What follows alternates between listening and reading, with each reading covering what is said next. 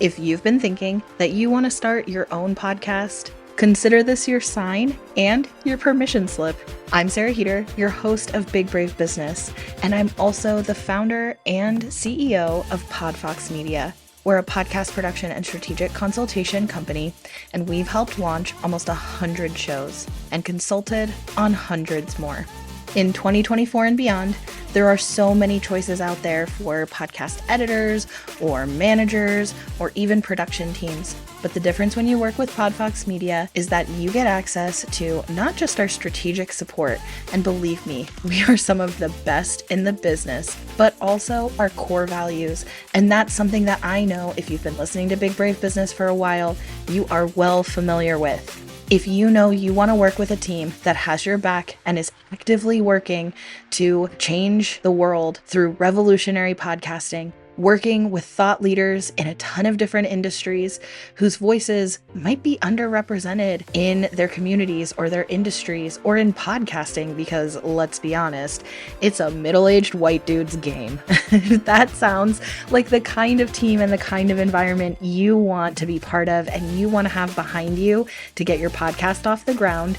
We will help you every step of the way. Schedule your 100% free 90-minute launch strategy session with me or someone from my team at launchmyshow.com. That'll also be linked in the show notes, but it's launchmyshow.com.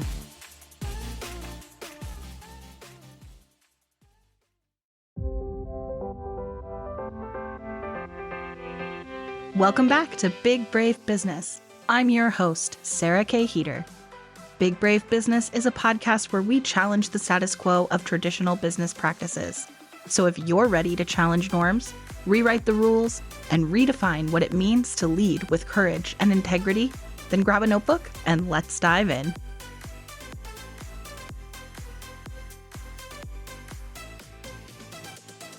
Welcome back to Big Brave Business. My guest today is a longtime friend and former client, temporarily paused client. That's right, temporarily. Dr. Cherie Lindsay-Chapman. And she is the host of the currently paused Passionate Stewardship Podcast. But you know what? Although there aren't new episodes coming out right now, I'm a big advocate, and not just because I produced it, but there's such good conversation on that podcast, and you can go listen, go binge the year's worth of episodes that are online, all about radical self-care and really stewarding your community and giving back into your community. So if you're a person who either works in a community caring profession, human services or social work, or even like nursing, if you're in a profession like that, or if you're just a community service driven person, you are going to relate. Anything nonprofit, anything like that, there's so much good stuff in there. Or if you've ever thought about starting a nonprofit, there's even a mini series in the podcast all about starting a nonprofit. And that is one of the many things that Dr. Cherie does, is she also supports people who are starting or growing nonprofits, and she is an executive director of a nonprofit organization. So lots of really great things, and I'm so happy to have you here. I'm so happy we're doing this. I'm so excited. And hey, Sarah. It feels like a long time coming too, because you have been one of our OG supporters of the podcast. When Amanda and I first started Big Brave Business, you were Big Brave Business. Yes, such a faithful, loyal listener from day one, and giving us feedback and amping us up. And yeah, so a big part of it was of it getting going and gaining momentum is because of you. So thank you for your support. Oh, no problem. Thank you for all you, and PodFox. PodFox is family to me. Oh. I came into the podcasting world just wanting to share the good word about being present for human service professionals and social workers, because that's what I know. I've been in this work for over 25 years. And I have worked for some amazing nonprofit organizations, but not so much amazing nonprofit leaders. And I know that I went into this wanting to show up in a different way than what was shown to me. And that's why I wanted to start the podcast. And that's how I truly show up and how I show up as a leader today in the work that I do. When you got your doctorate, you Mm-hmm. did a lot of research about burnout, specifically related, of course, to human services, but burnout Yep. that happens, especially, and I'm going to relate this to what I think anybody listening is going to most resonate with, whether you have ever worked in nonprofit or human services or not, this care for taking care of each other, for being human first, for pouring yourself into the service of others, and also being exhausted and drained by the systemic issues that exist in our capitalist society. So, whether that's through work or volunteering or entrepreneurship and trying to build something, there's so much exhaustion that I think really relates probably to a lot of the same type of research you were doing in your doctorate program around how and why burnout happens for human services leaders, and also the kind of counterbalance to preventing burnout and to overcoming burnout and healing from it being what you call radical self-care. So I'm Mm-hmm. really interested to just hear in general, what are some of the things that you have learned about that you think are relevant to this audience, this community, and about anything to do with both burnout and radical self-care, the double-edged sword?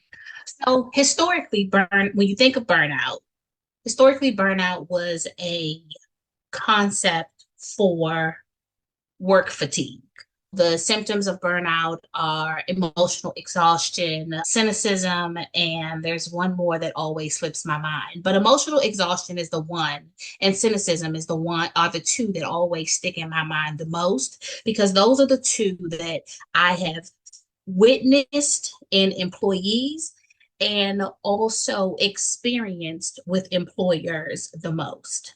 But if you think about emotional exhaustion, and if you think about someone being cynical about everything, that transcends beyond just your work environment. You can be emotionally exhausted with things that are going on in your personal life. You can be cynical about things that are going on in your personal life.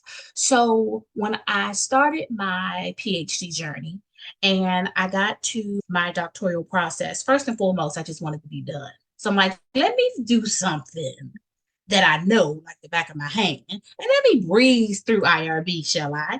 So I did burnout.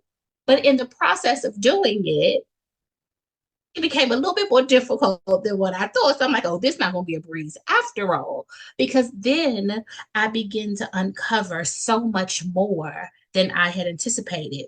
And if you are a doctoral learner, that's an amazing thing to do. But you don't want to do that after you got your PhD, not while you're getting your PhD.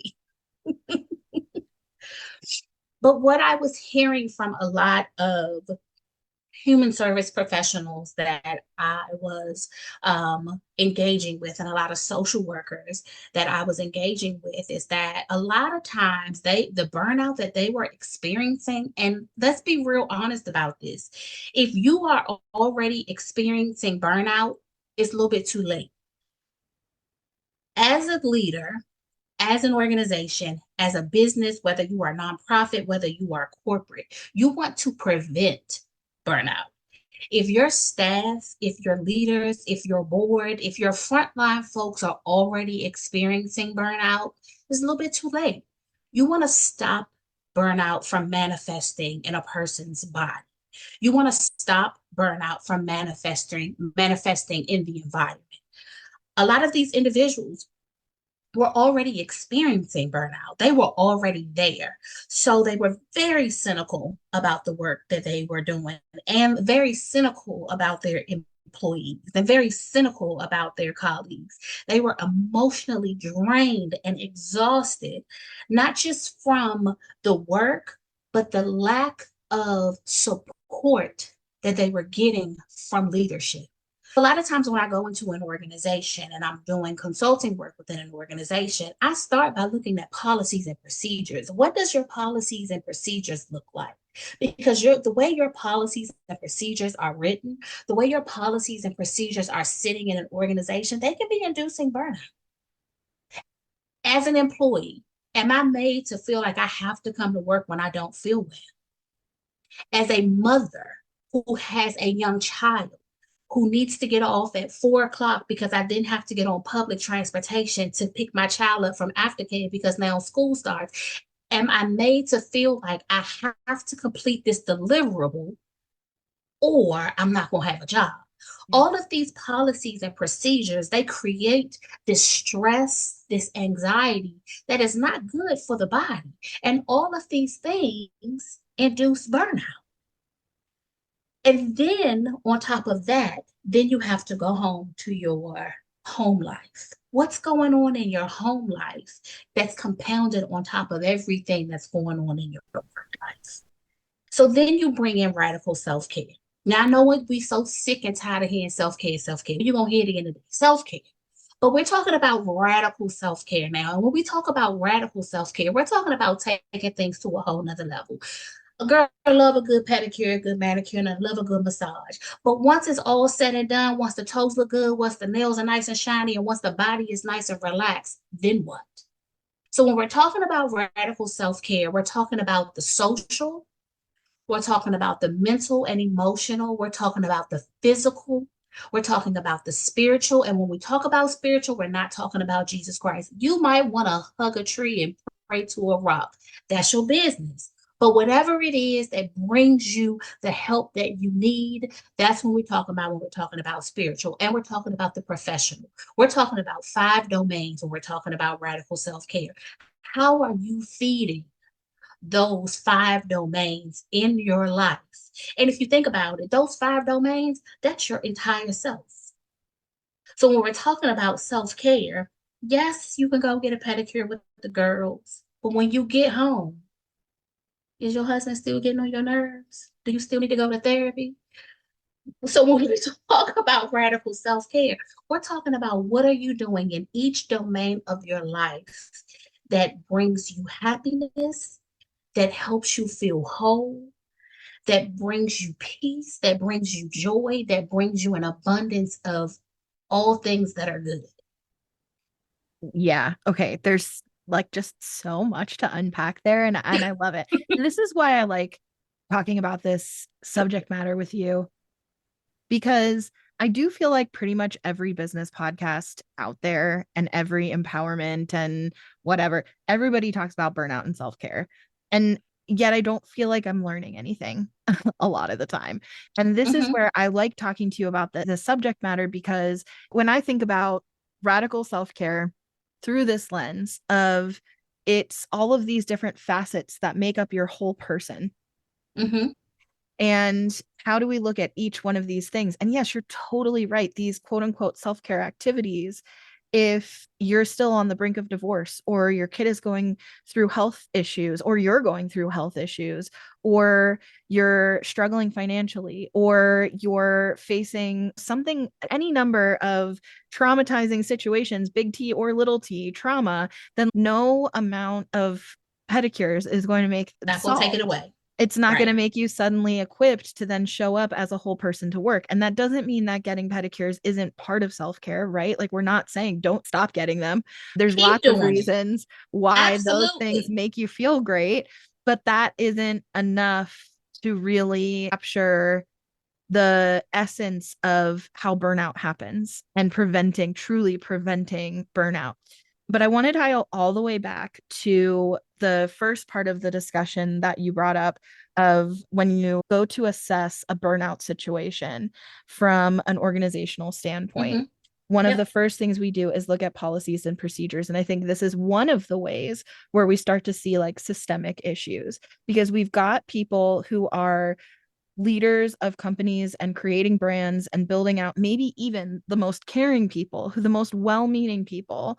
And where I'll count myself in this to a certain degree, we're trying to build these movements and these organizations that have a core value system, that I care about diversity, equity, inclusion, accessibility. I care about these things. And I'm building out this whole website with these core values listed. And maybe I'm even thinking about it from a pricing standpoint and an offer standpoint and how my website is built and structured. And maybe I'm even thinking about it from a standpoint of accessibility of like, what color contrasts are on my website? Is it easy to read? And do my images, are they navigable by different reading devices? And maybe I'm making all of this really well-meaning effort. And at the end of the day, my team is still facing policies and procedures that are the only way I know how to work, because that's what capitalism is built on, right? The only exposure and experience I have is you have to show up from X time to Y time, and you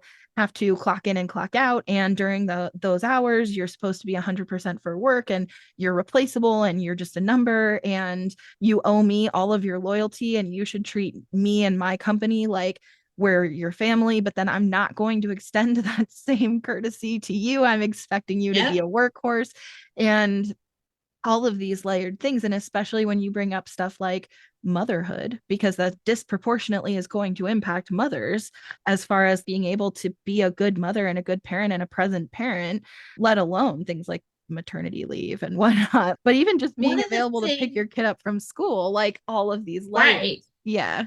One of the things that I found working with an organization about a year ago is that there is, for this type of leader, for a heart-centered leader is someone who, in my opinion, places their staff above, not saying that grant deliverables aren't important, because they are, because it's that funding that keeps your doors open. Not saying that data is not important, because data is important, because you need that data in order to write those grants, in order to get that money, in order to keep the doors open. But to be there is no room for micromanagement in heart-centered leadership.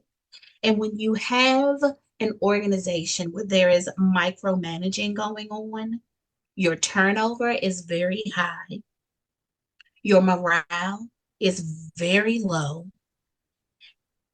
and you have an unhealthy work culture. If you feel like you need to micromanage your folks, then these aren't the folks that need to be working for you. If you feel like you need to be constantly on top of someone, then you need to look at your hiring practices. You need to look at maybe what you are offering financially so you can get better qualified folks to come into the door. This doesn't just start from your program directors or your executive directors. Although your board of directors are non-paid persons, this starts from your board of directors on down. Your board of directors also have to be heart-centered folks. They have to know, and they have to feel, and they have to be in agreement, and they have to model the same behavior that's going to be expected to resonate throughout the organization. If you are an executive director that always takes your vacation, but you forbid everyone else to take their vacation, that's problematic. If you are an executive director that functions in a way of do as I say, not as I do, that's problematic, and that's not heart-centered.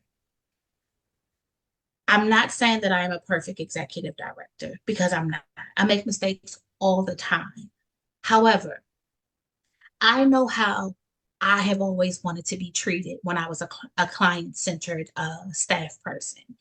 And I also remember those days when I was a young mother of a young child, a single mother who was trying to maneuver undergrad, working, being a mom of a child in school, playing sports, no car in Washington, D.C., getting off work, hopping on Metro, picking up from aftercare, going home, getting football stuff, hopping back on Metro, going to the football field, and trying to explain to a supervisor, hey, I need to get off on time. If you want your folks to show up and serve the community, then you got to show up for them. Yep. Because at the end of the day, you're working with people, not machines. Yeah. And it's interesting too, because the sentence that you just said of if you want people to show up and serve your community, and that could look like, because of course a lot of the examples that you're giving are coming from a nonprofit lens, and not everybody listening is necessarily working from a nonprofit perspective, but still everything applies, right? Except that you may not have a board of directors. But you, when you said the sentence, if you want people to show up and serve your community or serve their community, or what, or whatever it is, right? Your client base, your customer base, if you have people that are showing up to serve, then you have to take care of them. And I was thinking about this earlier, so I'm so glad that you included that sentence, because sometimes I think when we start talking about policies and procedures, we end up talking about them in this way where it always has to come back to our bottom line. So how do Right. we like create policies and procedures that are going to make people as productive and effective and efficient and loyal as possible? We want them to stay longer, and we want them to generate more work for us, and we want them to perform Right. well. And it almost can turn into this perspective from the leadership perspective. It can almost turn into this almost like gotcha thing of how do I build policies that like trick my employees to being into being more productive, rather than just like caring about them having a good experience. And then if you got to do gotcha, then you're an unethical person. Yeah. Or you're in an unethical system that has pushed you into this toxic mentality that, like, I think sometimes part of the reason I want to say this is to call it out, because I think it's easy to go there when it's like, these are the reasons why you should care about taking care of your people, is because you're actually going to get more from them. That's a great sales pitch. But Right. also we have to like notice when we're doing that and stop and say, there was a meme that was going around back in 2016 or something after that, sometime after that, of I don't know how to explain to you, you should just care about other people, you should just care about your team as people, like that will transform everybody's happiness and then therefore change the world. If we all just cared about each other at work, like how much of a difference that would make. And it's So free. It's just like what I always say, like, kindness is free. Like it does yes, not cost you a penny to treat someone with dignity and yes, respect and with kindness and with compassion, regardless if you're nonprofit, regardless if you're corporate, regardless of what area of the workforce you work in. It costs you nothing to treat someone with dignity and respect. yeah, yeah. I love that. So I want to ask you, because I know that this was a big part of your like content plan for the Passionate Stewardship podcast. From a systemic perspective, how do the added layers of all the different parts of our identity that might be underrepresented, or there's an earning gap or whatever when it comes to work, how do those added layers of identity come into play here? Because I already mentioned, obviously, like policies that don't favor supporting parents' needs for flexibility on time. That's going to disproportionately affect mothers. But I'm curious, what are some other kind of patterns that you can see and call out that we might be implementing these policies or procedures because that's what we know, but it's disproportionately affecting the exact people and populations that we say are important to us and we want to support DEI? I would stay on the mom thing for a minute. Like right now, kids are back to school. And I've had to make some adjustments at work right now. It's been so long since I had a little one. My kid's 28. I don't even know what before and after care looks like anymore. But apparently, there is no before and after care the first 2 weeks of school. Who knew? School lets out at, I think, 3 o'clock. Our office is still open until 4:30.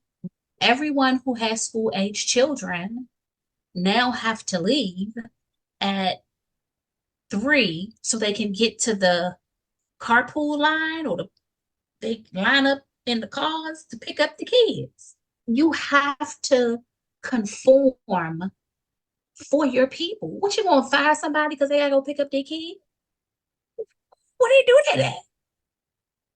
Or COVID made us look at our personnel policy.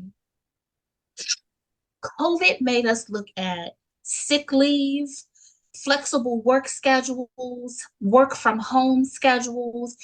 Yeah. The global pandemic had us look at all job descriptions and how we do work in a completely different way, regardless if you had children or not.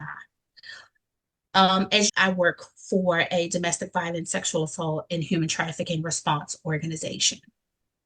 We're always on 24/7, 7 days a week, 365 days a year.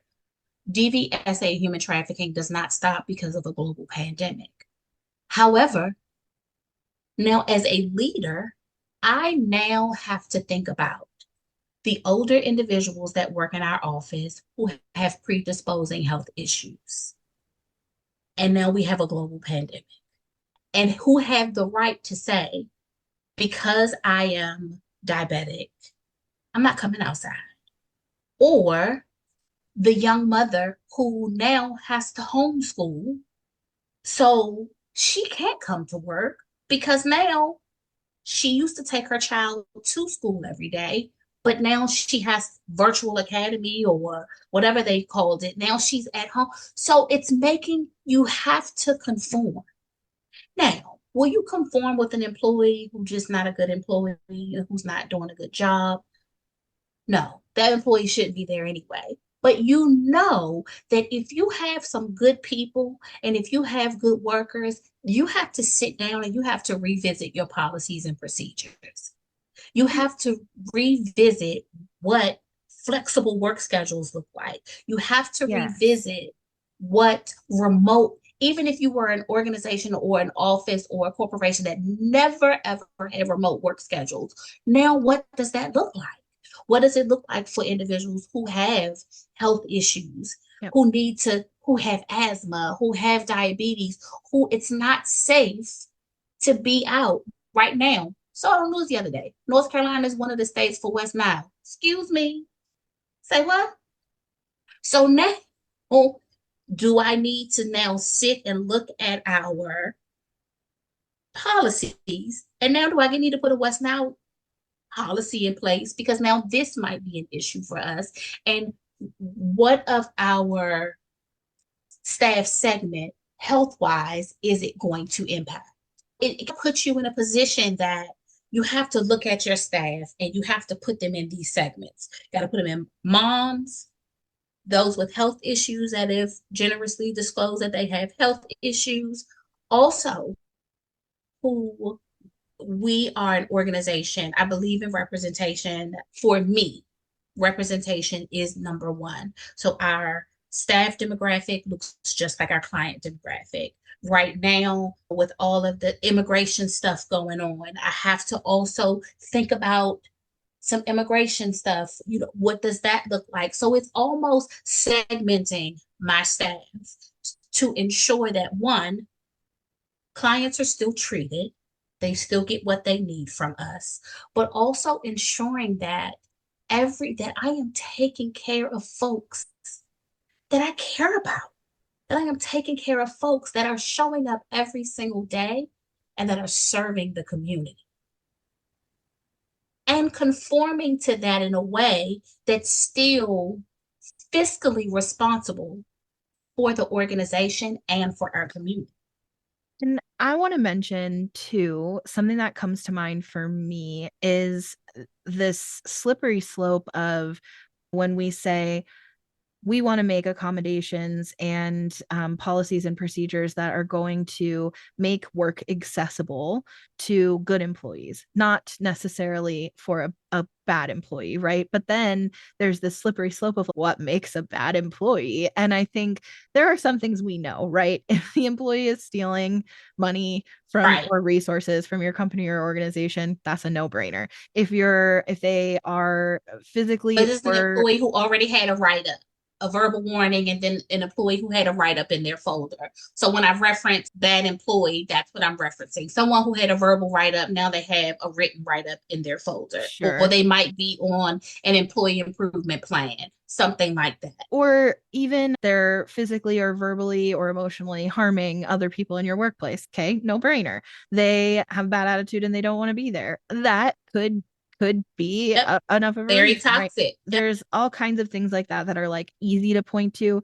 And then I want to also say that part of the reason why some people who are capable of being very good employees become quote unquote bad employees is because the policies and procedures are set up for them to fail. So one of the Absolutely. things too is like Yep. before, and I think this all the time with like my Troop Leader podcast when we're talking about good and bad kids, right? Is that like most of the time there isn't really a bad kid. The kid's behavior is an indicator that there's more going on that than this kid is equipped to handle. So whether Mm-hmm. there's accommodations that could be made for them to just be set up better for success, whether there's things going on at home that we may not know about or whatever, there's all kinds of things that could add up to this being a problem, right?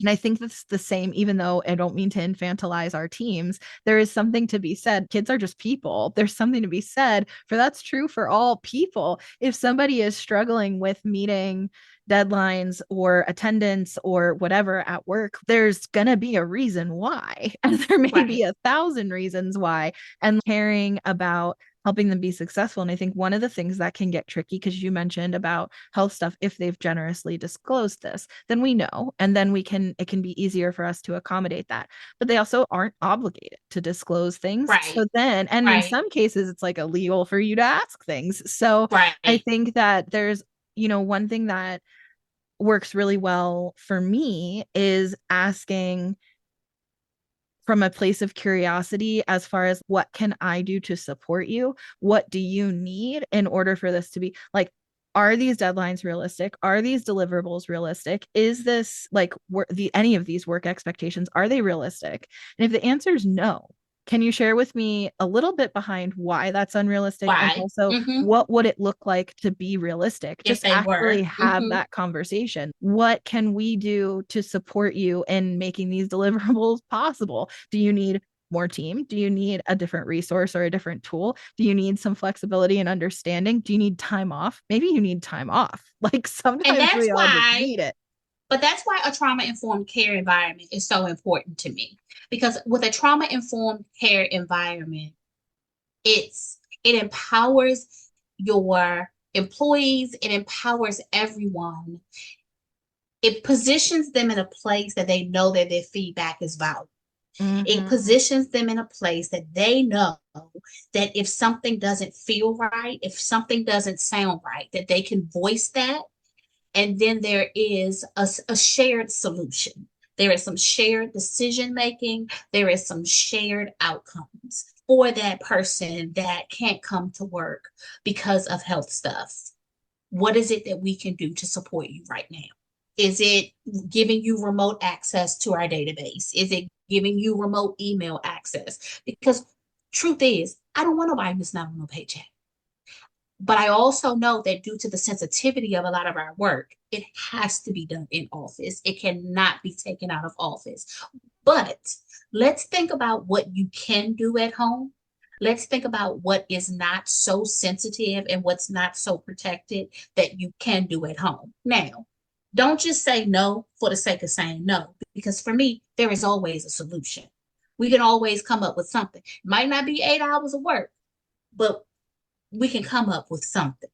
But that's why I believe trauma informed care from top down is so important, because it empowers everybody to be able to bring their best selves to the table and Yeah. to feel invested as an organization, not just what the client centered folks do with the clients, but it also makes staff, those client centered folks, feel invested in the organization and in the organizational culture and in the organizational decision making. Mm-hmm. Yep. Yep. Yep.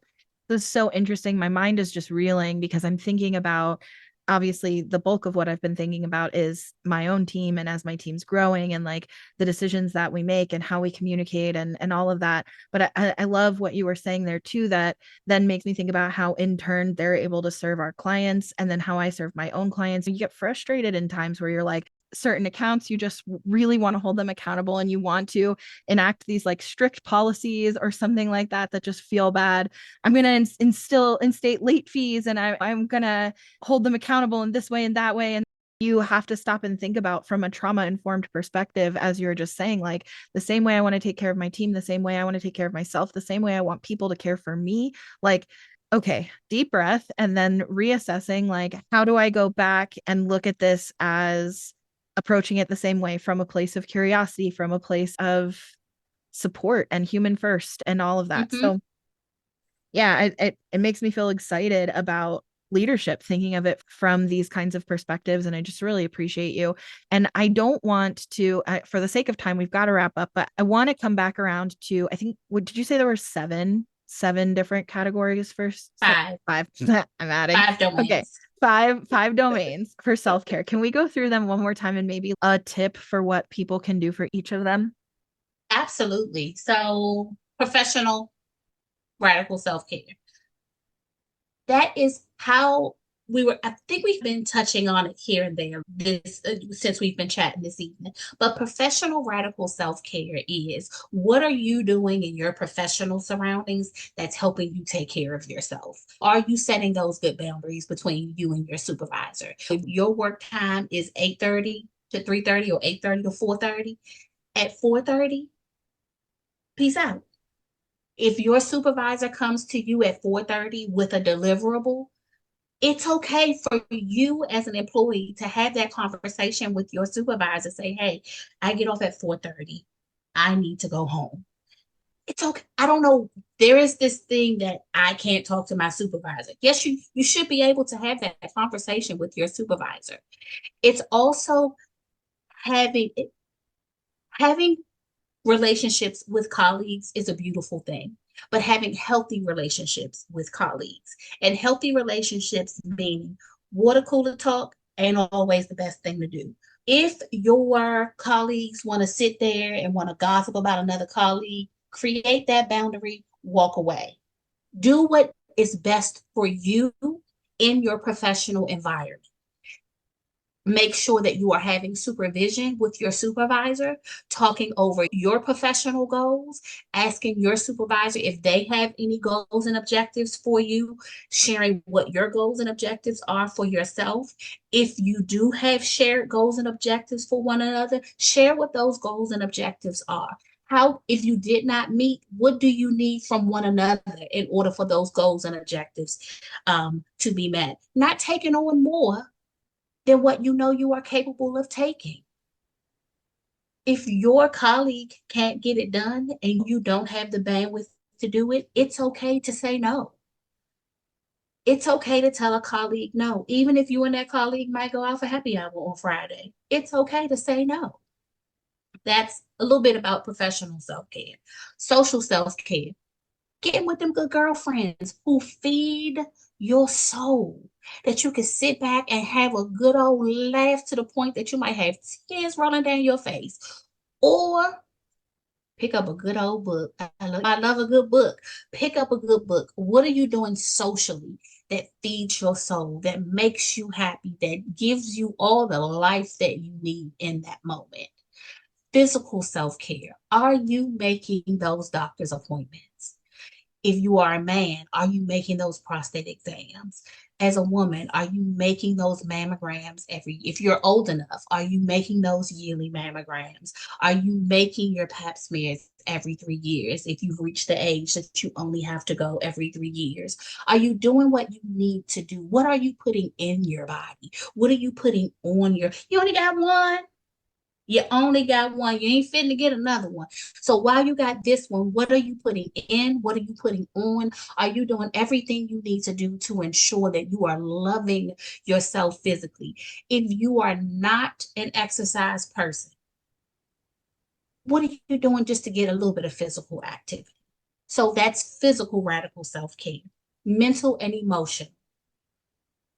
Are you seeing a therapist? Do you journal? What do you do when you are just feeling not with it today? I'm not feeling it today. If somebody don't get out of my face, they gonna catch these hands. What do you what do you do when you get to that place? How do you center yourself? Is it deep breathing? Do you sit in one space and plant your feet? What do you do What mindfulness practices do you practice? Is it yoga? Is it a sound bath? What are you doing for yourself mentally and emotionally to ground yourself, to center yourself, to get yourself back to a peaceful place? Again, spiritual self-care. For some people, it is church. For some people, it is not. For some people, it is yoga. For some people, it is reading the Bible. Whatever it is that connects you to something that's so much greater than who you are, that helps you ground, whatever that is. Again, if I literally have a staff person that hugs trees. Literally, she said, Miss Cherie, you should try it. No, ma'am, I'm good. I'm okay. And then she sent me a picture of her hugging a tree. All right, girl, you all right. She said, you should go outside in your front yard and you should just stand there with no shoes on. That's okay because I got a dog. I'm all right.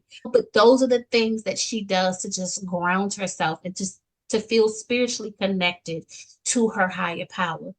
Do you, boo? Whatever you choose to do, what do you need to do to feed you in a positive way? Love that. I love all of that. Okay, this has been so good. We're going to definitely make sure that the links to get in touch with and connect with Dr. Cherie are in the description of the episode, of course, as always. And I want to reiterate that her podcast content is so great. So if you loved this conversation, you're going to love her podcast. And also, Dr. Cherie sells some really incredible self-care products. So when Oh, you thank want you. to feed yourself with some nice self-care that's going to be about you time and taking care of you and whatever rituals you want to create around that, there's all kinds of cool things. So we're going to make sure that's all linked in the description of the episode as well. You know that we are going to end all of these conversations with the same question, which is, what is something that is making you happy right now? Oh my God, I'm so excited about this question. Every time you and Amanda did this question, I'm like, oh, I know what made me happy. I'm so excited about this question. Two things. I'm with you. So Yeah, that's one of the me things. too. And Hilton and I are binging Dexter on Netflix. So that's making me happy Friday. Yeah. Is it the first time you've watched it? Yes, I don't know how I didn't watch it when it was actually on TV, but we're binging it now. And because Game of Thrones is making me a little mad. It's not as good as I thought it was. House of Dragons is not as good as I thought it was going to be. So I stopped and we're now binging Dexter. So Dexter's making me happy. That I is don't so know if that's funny. that crazy or A not, little, but a little morbid. Yeah, I went through a Dexter phase later than most people as well. I think it could have been 2020, but it was like in the midst of everything being shut down. But it was a couple years ago. I just binged it for the okay. first time as well. I did not end up finishing it. I think I got burnt out. It's a lot. It's a It's lot. a But lot of yeah, it's a good seasons. show. It's a It good is show. good. Yeah, yeah. So yeah. Okay, that's cool. That's really fun. I am going to echo, of course, getting to talk to you and getting to catch up with you. And just, we're going so over on time because we just had to spend the first half hour catching up just to see each other. That's definitely a good one. And then the other thing that I'm going to say is banana pancakes. So I just had a bestie Mm. retreat with one of my very closest, longest friends. We went away for the weekend together, and one of them, we ate out several times, but I made dinner one night and she made breakfast the next morning. And when we were deciding what we wanted to put on the menu, she said her favorite thing she used to cook for her little brothers, who are like 10 years younger than her, what she used to cook for them all the time that they loved was banana pancakes. And it occurred to me, I had never had banana pancakes. Like, had other Really? fruits in bananas, but I've never had banana pancakes. And she mushes the bananas directly into the The batter batter? and like mixes it all together like that. And it was the greatest thing ever. And I don't think I can have a regular pancake ever again. And I'm a pancake girl. I love them. So, And I anyways, don't like pancakes. I think really, pancakes are the worst, but my mother-in-law makes the best banana pancakes. They are the only pancakes I'll eat. that is so funny. It's It's life-changing. So I came home and have already made them once, and I'm going to make them again tomorrow. So like I have become So you were your banana pancake pancake kick like you were chicken pot pies. That's right. Yes, exactly. There's a throwback. If you've been listening to this podcast a while, I had a chicken pot pie obsession for a little while, and I still do love them. But yes, yeah, now I'm on a banana pancake kick. Wow, say that 5 times fast. But anyways, that's mine. So shout out to Tori for getting me on banana pancakes, but big fan over here. Anyway, thank you so much for being here. Again, you can connect with both of us in the description. And I just love you. And I love you more. To you listening, thank you so much for being here, and we'll see you next week.